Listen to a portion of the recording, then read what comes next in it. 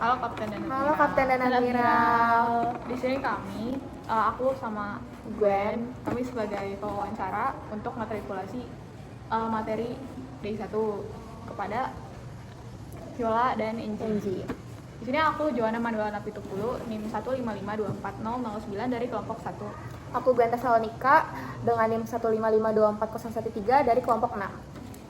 Aku Hesfa Yolanda Murad dengan NIM 155240039 dari kelompok 8. Aku Evangeline Vivian Gabriela Napitupulu, NIM 155240022 dari kelompok 3. Kalau gitu kita langsung mulai aja kali ya wawancaranya. Jadi kan waktu itu aku sama Gwen kan meninggalkan karena izin UTS dia ya pas hari Sabtu itu tanggal 10. Kami kan meninggalkan dari pas Isoma. Kira-kira setelah Isoma itu ada apa sih guys? Nah, setelah Isoma itu kita Adanya ini FGD ya? Iya, FGD. Kita belajar tentang Indonesia materi Indonesia panen ombak. Oh, FGD. Materinya berarti cuma FGD ya? Iya, FGD. Enggak, namanya tuh FGD, materinya Materinya Indonesia iya, panen Indonesia panen ombak. ombak. Itu salah satu isu teknik kelautan kemarin ceritanya gitu. Kira-kira kalau aku boleh minta penjelasan Indonesia panen ombak tuh apa aja ya? Nah, di Indonesia panen ombak itu kita tuh bakal kayak dijelasin tentang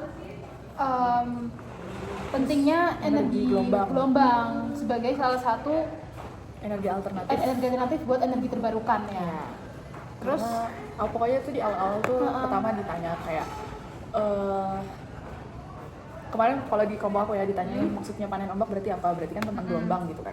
Terus habis tentang gelombang tuh dibawa pertanyaannya tuh ke Indonesia kan sebenarnya banyak lautnya. Gelombang, banyak laut, terus dijelasin Sangat kayak berpotensi. secara apa berpotensi itulah, apalagi yang kayak di Arktik Samudra.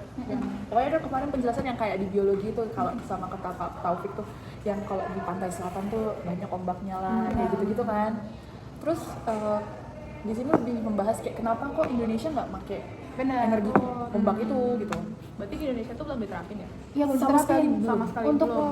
Kemarin dibilang dunia itu katanya juga belum belum secara maksimal tapi hanya dibentuk kayak mesin-mesinnya gitu, tapi untuk pemaksimalannya belum secara skala besar gitu, hanya skala kecil, baru percobaan penelitian. Tapi kalau yang aku tahu ya di Korea tuh ada yang emang udah gede, benar-benar udah dipakai untuk umum kayak gitu. Gitu sih kalau kemarin. Nah, potensinya itu gede, cuman untuk kekurangannya itu juga banyak. Soalnya pastinya kan harganya mahal ya. Oh iya. Harganya mahal, sama kalau untuk Indonesia itu katanya belum bisa berpotensi secara maksimal. Soalnya di Indonesia itu kan karena mahalnya itu tadi. Iya, pertama tentang biayanya. Kita tahu lah. Kita belum punya sumber daya manusia yang bagus juga untuk mengelola hal tersebut. Udah itu pun masalahnya lagi adalah ya karena mungkin ya manusianya belum banyak, ya teknologinya nggak berkembang dengan baik. Maksudnya orang yang untuk kayak meriset teknologinya itu masih Karena SDM-nya masih rendah juga. SDM-nya juga masih belum yang se-aware itu akan energi gelombang kan. Jadi kayak mereka mikir kayak gimana caranya teknologi kita bisa berkembang dengan baik, kita bisa Indonesia pakai kalau misalnya orang-orangnya nggak ada. gitu. Terus Indonesia itu kalau misalnya tentang energi terbarukan regulasinya itu belum jelas. Iya, yang ini kebetulan katanya kemarin belum ada sama sekali. Belum ada sama sekali. Makanya kemarin ada kejadian katanya pernah nih desa-desa kecil mereka buat aja, nggak ada minta dari pemerintah, nggak ada apa, biaya sendiri katanya. Tapi apa dicolongin sama warga karena warga pun mikir kayak bukan dari pemerintah, nggak ada peraturannya, ya mereka cuma yang bikin aja, jadi mereka malah ngambil dusinya, bautnya, tahu kan orang Indonesia kan mengambil itu untuk dijual lagi kan. Ya kan harusnya kan ada regulasi. Habis itu juga dampaknya ke lingkungan kan juga lumayan besar ya. Nggak cuma dampak ke lingkungan, itu juga dampak ke sosial ekonomi yang ada di sana. Contohnya kayak masyarakat di daerah pesisir itu. Istilahnya kan kalau misalnya ekosistem kan memang kita nggak kelihatan dari atas ya. Benar. Di dalamnya kalau misalnya kita asal-asalan buatnya berarti apa habitat yang ada di dalam laut itulah yang terganggu kan, ekosistem yang ada di dalam. Apalagi ini ditaruhnya tuh bukan di laut dalam, di pinggiran yang masih banyak kehidupan kan, terumbu karang di situ, ikan kecil di situ, pembiakan di situ, masih kena matahari, rumput laut dan segala macam di situ. Jadi bisa dibilang ini merusak.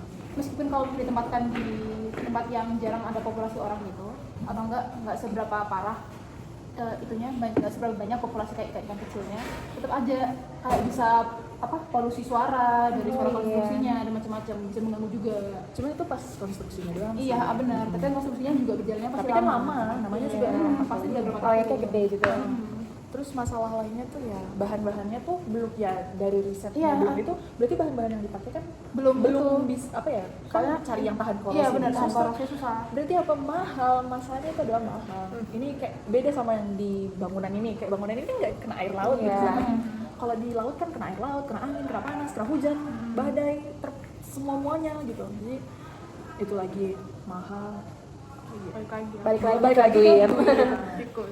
Apalagi kalau duitnya mahal, nggak ada regulasi, pemerintah nggak bakal ngasih biaya Iya, gitu loh. benar, Itu benar.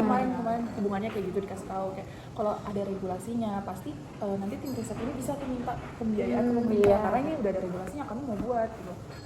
Tapi ya sekarang nggak ada regulasinya sama sekali, jadi mau nurunin biaya dari pemerintah pun gimana gitu. Kayak gitu. Terus kemarin tuh Kemarin kita ngobrolin itu nggak sih? ditanya pendapat kita tentang Iya, pendapat isu kita itu. yang mana menurutmu dampak yang paling apa ya, Kayak dampak paling utama dari Paling 6 utama dari 6 gitu kan, 6 dari itu gelombang itu. iya tadi Dari kan gelombang. teknologi belum matang, terus dampak ekosistem, terus biaya yang mahal, Terus sosial ekonomi. regulasi sama operasionalnya kan. Iya, Nah, dari benar. 6 itu mana nih yang paling berdampak menurutmu? Itu kemarin yang kita diskusiin. Cuman ya nggak ada salah, nggak ada benar. Semua ya karena 6 itu sebenarnya saling berhubungan kalau menurutku ya. Kalau ditanyain yang paling Nggak bisa, nggak soalnya bisa. mereka udah kayak rantai Iya, Itu nyambung kayak semua. nyambung semua. Jadi memang ada yang pertama menjadi satu titik, tapi itu bakal ke Bakal, semua juga. iya, Jadi bakal yang nggak bakal bisa juga. dibilang Nggak bisa dibilang yang itu paling gitu. ya. Nah, tapi habis itu kemarin ngomongin ini sih, studi kasus dengan dari luar negeri, yang di luar negeri. Oh iya. Jadi ada kayak misalnya di mana sih? Nah, di Scotland. Nah, di Scotland tuh katanya mereka bikin tempat riset, ya kan? Mereka bikin tempat riset sendiri untuk mengembangkan teknologi. Nah, istilahnya kayak di Skotlandia udah kayak gitu. Nah, di Indonesia juga harusnya ada tuh tempat yang kayak gitu untuk meneliti gelombang laut. Terus juga dari Portugal. Di sini regulasinya mereka ada di hukumnya tuh memang udah ada zona khusus. Ya udah ada zona Iya. khusus buat uji alat-alatnya. alat-alatnya, udah ada tuh zonanya khusus. Jadi mereka Berarti kan gampang. udah ada regulasinya nih. Terus yang terakhir tuh di Australia mereka udah ada teknologinya yang Yang memadai dipakai. dipakai. Kayak yang udah cocok gitu lah buat gelombang di sana gitu.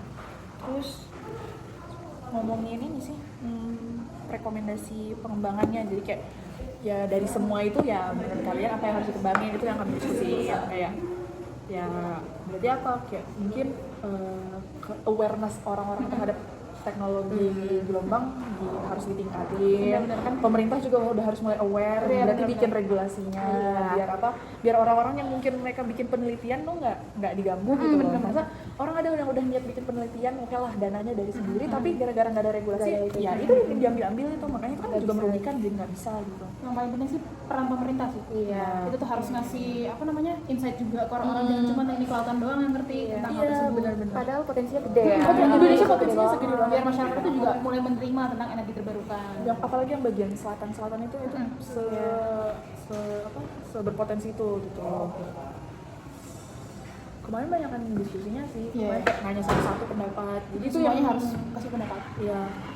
Kalau materinya itu ya intinya, cuman diskusinya itu nanti itu yang punya pendapat masing-masing, yang kayak tadi kamu bilang kayak menurut kalian apa yang bisa dikembangin, apa yang harus dilakukan, terus kayak apa sih yang paling kemarin yang ditanyain paling cuman ya balik lagi sebenarnya semua saling berantai. Terus ya itu terakhir apa yang harus dikembangin dari ini gitu. Berarti kita kan izin 3 jam bener-bener diskusi doang. Iya, Iya, benar. diskusi. Iya nih ya. Iya. Tapi kemarin kami diskusi 40 menit doang. 40 menit doang. Kemarin kami record terus itu 40 menit. Sisanya juga diskusi ringan sih. Sudah ringan-ringan dong. Udah sih ya. Ya kira-kira dicukupkan saja wawancaranya. Terima kasih Kapten dan Admiral. Terima kasih Kapten Admiral.